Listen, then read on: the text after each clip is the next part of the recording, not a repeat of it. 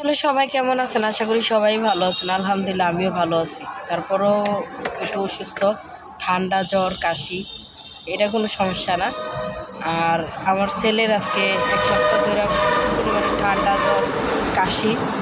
আর হইলো এখন হসপিটালে রিপোর্ট দেখাইতে আসছি। তো রিপোর্ট বের হইতে হইতে মানে ২টা-৩টা বাজে যাব। তো সেই ক্ষেত্রে ভাবলাম যে হসপিটালে এতক্ষণ বইসা থেকে কী করব।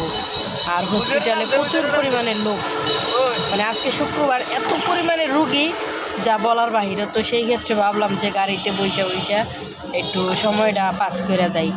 তো এইখানে দেখেন সাজিদের বাবা মানে সিট বিছাইয়া শুয়ে পড়ছে আর আমি বইসা রয়েছি। তো সবাই আমাদের জন্য দোয়া করবেন। আর সবাই যদি দোয়া করেন মন থেকে, তাহলে ইনশাল্লাহ আমার সন্তানটা সুস্থ হয়ে যেতে পারে।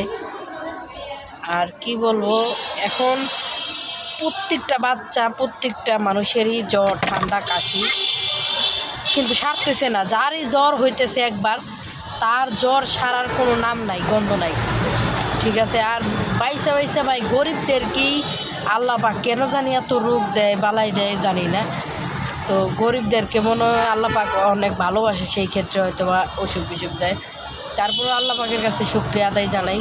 তো সবাই ভালো থাকেন, সুস্থ থাকেন, আমার জন্য দোয়া করবেন সবাই, আমাদের জন্য।